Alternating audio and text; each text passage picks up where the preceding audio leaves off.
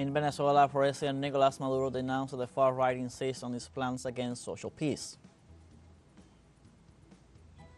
In Palestine, Israeli bombardment of the Maghazi refugee camp left at least 5 people killed in central Gaza.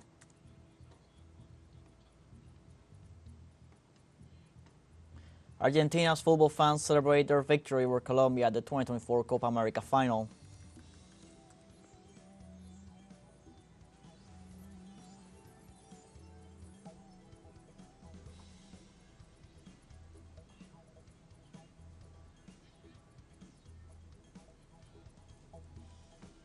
Hello, welcome from the South. I'm Luis Alberto Matos from the teleSUR studios in Havana, Cuba.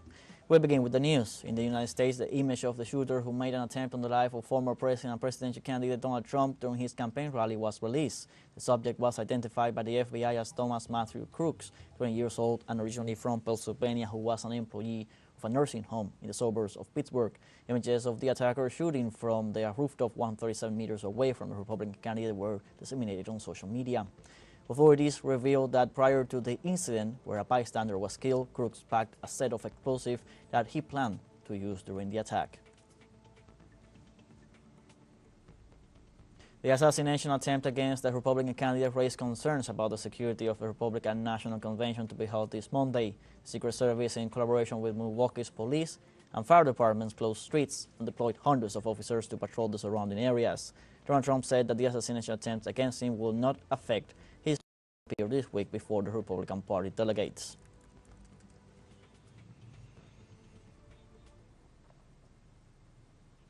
We now go deeper on the fallout of the assassination attempt against Republican candidate Donald Trump on Saturday. For this, we are joined by Danny Shaw, Latin American and Caribbean Studies professor at the City University of New York and international affairs analyst. Welcome, Danny.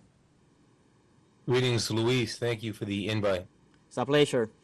2 days have passed since the Trump rally shooting. In your view, what is the immediate impact that this incident has had in the U.S. political landscape looking ahead to the November elections? Well, we're beyond the immediate impact. Right now, we're at a more sober moment where the ruling class is closing its ranks. The number one order coming from the true ruling class, from the very summits of political power in the Democratic Party, from the ownership of MSNBC and CNN and the New York Times, and then across the aisle, Fox News, and at the Republican National Convention, where Trump's expected to pick his VP. The message is clear: cool it off, cool off the political rhetoric. This is the biggest existential crisis in U.S. capitalism since when? Since 1968, when RFK, Robert F. Kennedy, the candidate, is assassinated. Martin Luther King, within a few months, was assassinated. So right now it's clear. There's no more talk of Democrats versus Republicans. Even if we listened this morning to Amy Goodman on Democracy Now!, it sounded like she even had struck a different chord. So it's a very quote-unquote American moment. At least that's what the ruling class is trying to project. They know that an all-time low, this is an all-time low in terms of global and even national confidence in the American imperial project. I think Ukraine becomes secondary. Everything becomes secondary. The ruling class is closing ranks, Luis. Professor, how can something like this happen with such heavy security detail and witnesses reporting after the incident that they had warned the Secret Service of suspicious movements on the building of a man? Well, Fox is blaming the local police. CNN is blaming the intelligence apparatuses, so perhaps there are some divisions there, and I think it's significant to say that in 2016 and in 2020, the CIA and the FBI both took out big ads in the New York Times against Trump, something unprecedented for these quote-unquote apolitical agencies who cause all types of assassinations of other presidents across the world. I think it's important to highlight that we live in a world where one billionaire's ear or outer ear is worth more than how many lives in Gaza. I would say that this estimate of 40,000 murdered by the axis of genocide is extremely low. I think it's more in the hundreds of thousands. I think there's demographic proof of that. This is showing the true nature of the U.S. system, of capitalism, of imperialism. And they see that right now it's not worth arguing over the hundreds of billions of dollars that they've sent for a proxy war against Russia and Ukraine. Everything right now is secondary or tertiary. The fundamental contradiction has to be resolved, and that's restoring to the American people confidence in this fundamentally anti-democratic system. Saturday's incidents puts in evidence how deep the political divide has grown in the United States, not only on domestic issues, as you were saying, but also on international ones, like you were referring to the Ukraine crisis and the genocide in Palestine being carried out by the Israeli regime. During the past month, we have seen how thousands have taken to the streets and university campuses to denounce the genocide, and we have also seen the reaction of mainstream media. What is your take on the matter? Oof, more than 9,000 of us have been arrested in the United States since October in defense of Palestinian life, the right of Palestinian people to just exist, exposing all this hypocrisy of never again and never again, which never applied to the Palestinians or any native people across the world. But right now, that's the last thing on the minds of the American people. All attention is on Milwaukee. Trump has mentioned perhaps J.D. Vance, the Ohio extreme right-wing Trumpite himself, but I don't think Vance right now is going to be a ruling class pick. His rhetoric is too hot. He is blaming the Democrats and their rhetoric. I mean, as of 48 hours ago, the messaging from the Democrats was that King Trump was the greatest peril to democracy, as if we ever even had democracy in this country of everyday people. So there is no question that the liberal rhetoric did play a certain role. Here we have Thomas Crooks, a 20-year-old who tried to definitively insert himself into history, something akin to Gustav Princeps. I mispronounced his name, but the young man who sparked the quote-unquote sparked the World War I with the assassination of Archduke Ferdinand of the Austrian-Hungarian Empire. And how could security be so lapsed? We don't know yet if it was 6 shots or 7 shots that rang out. There's different eyewitness testimony. This has certainly shaken the very foundations of the ruling class. All of U.S. democracy in front of the world has the lowest credibility rate ever. One candidate can't even find the stage, can't even mount the stage. And that's not to be disrespectful to an 81-year-old, but it's asking, why have they kept Joe Biden there to debate, to embarrass himself and his family when this individual clearly has Parkinson's or whatever mental diagnosis? And that's because the ruling class doesn't care. This isn't about Trump and Biden. This is about the oligarchs and their agenda to continue pillaging the entire globe, cutting our benefits at home. They have hundreds of billions for war against China, war against Russia, war against Venezuela, war against everybody, and chiefly, of course, against the Palestinian people. Where is the money for our needs, our educational needs? All of our children, including this 20-year-old, alienated, isolated. How could he go and retrieve this weapon all on his own and from 3 football fields away, 300 yards, attempt to assassinate, who even before the assassination attempt was probably going to be the next president of the United States? Now it seems that he's almost the candidate of the Democratic Party. The Democratic Party is expressing nothing but sympathy. Joe Biden wrote a letter to Melania Biden. So it really, it's like a new smokescreen where all use of critical reason has been lost due to the events on Saturday. Professor, one final question. Gun control has been a long-running issue in the States. I believe figures show that number of guns widely outnumber that of U.S. citizens currently in the States. And so far this year, over 9,000 people have died in gun violence-related incidents. Trump himself has been a long advocate for gun ownership. Do you believe by any chance what happens Saturday might have an influence on future policies if elected? That's a very interesting question, Luis. I mean, Trump himself, the most divisive politician and trickster and con man, the divider and conqueror in chief, the demagogue in chief, suddenly is saying, no, we don't want any violence, and then he struck a different chord as well. So it seems like he had a come to Jesus moment as well. But getting blasted in the head like that could have that psychological impact on even the most stubborn of us. But yes, guns, the United States of guns. There's anywhere between 400 million to 500 million guns awash in U.S. society. That doesn't count the tens of millions of guns that the United States exports annually, tens of millions of guns that they export illegally, not covertly.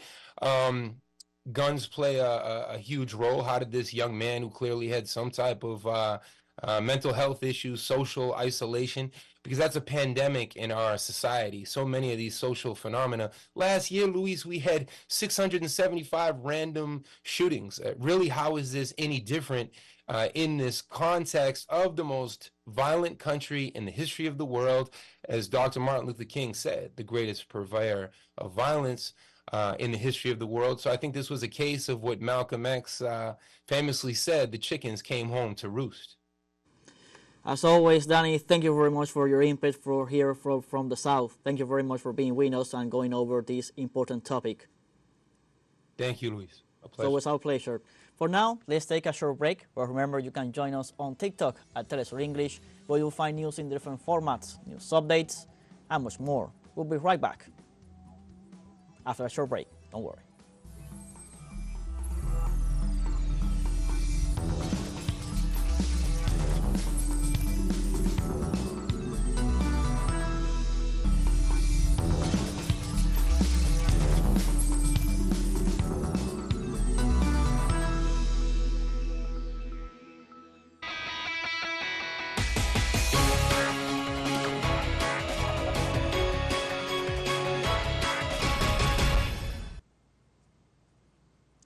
Welcome back. In Venezuela, President Nicolas Maduro denounced that the far right insists on its plans against social peace. He further reaffirmed his call for a great national front against fascism.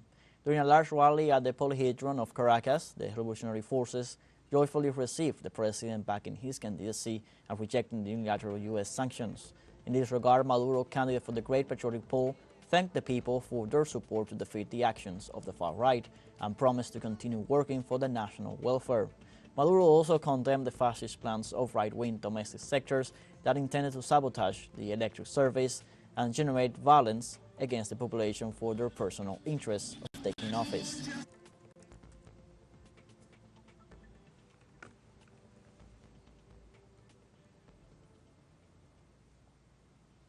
Let's go on live with our special envoy, Brian Mears, in Caracas, to bring us all the details from Venezuela ahead of the 28th presidential election. Hello, Brian. What are today's highlights within the ongoing electoral campaign?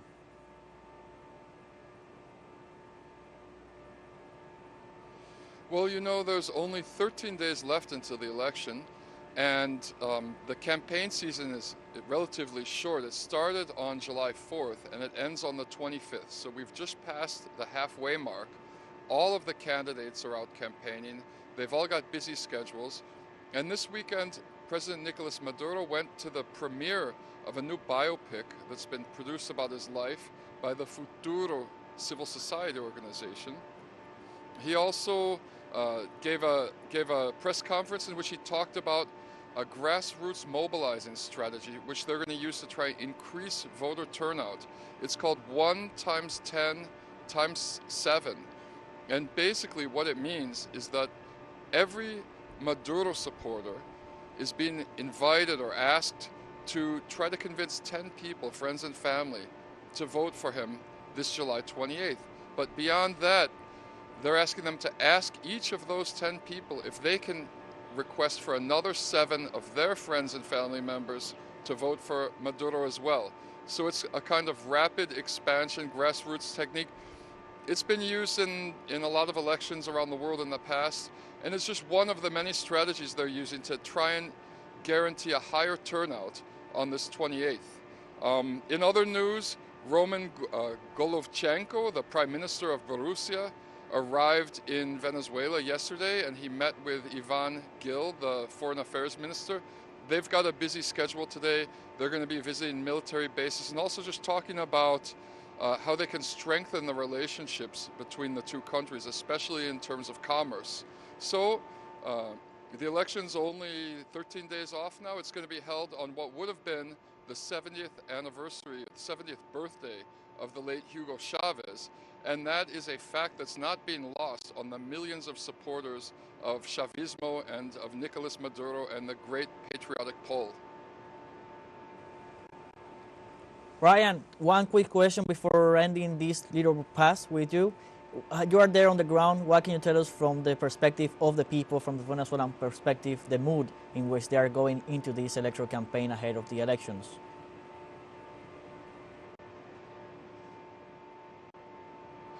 Well, there have been some signs of possible attempts to create havoc or violence exhibited by the far right in cooperation with Colombian paramilitary groups on the border regions. But here in Caracas, the mood is very calm. I don't see any signs that there'll be any trouble here on the 28th. Brian, for your latest information on the ongoing electoral campaign ahead of the 28th elections. We're going to continue with more news.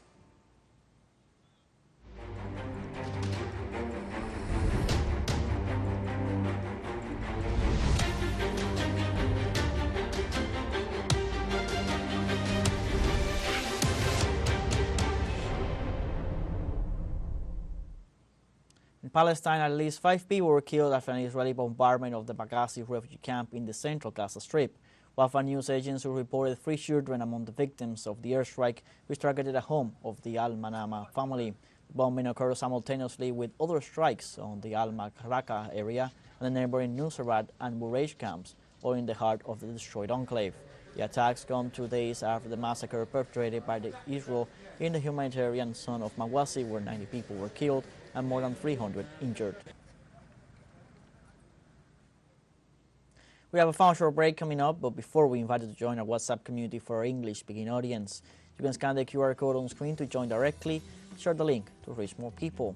Constant news coverage of Latin America and the Caribbean as well as the rest of the world. Final short break, don't go away.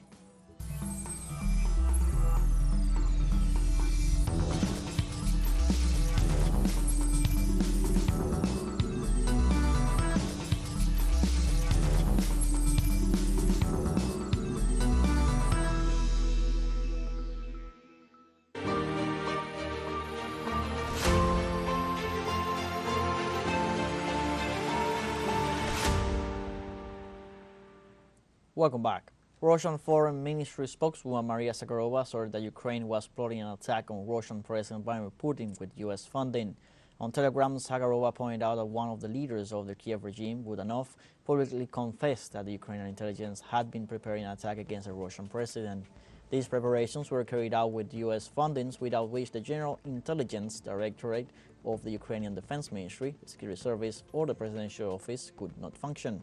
Kremlin spokesman Dmitry Peskov affirms that President Putin's security is duly guaranteed.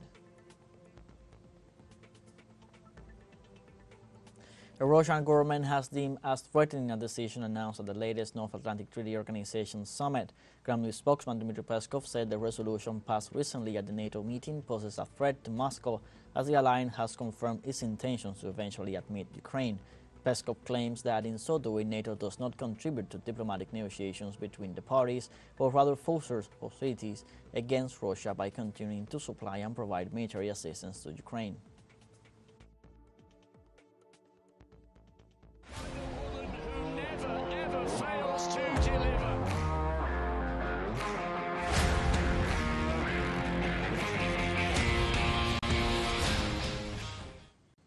On Monday, Argentina's fans continued to celebrate the victory in the 2024 Copa America after beating Colombia 1-0. In this way, the Argentine national football team won their 16th trophy in just the 47th edition of this continental tournament, thanks to a goal scored by Lautaro Martinez in overtime. It is worth noting that with this victory, the Argentine national team surpassed Uruguay as the most winning team in Copa America, as they also materialized a back-to-back championship after their win in the 2021 edition.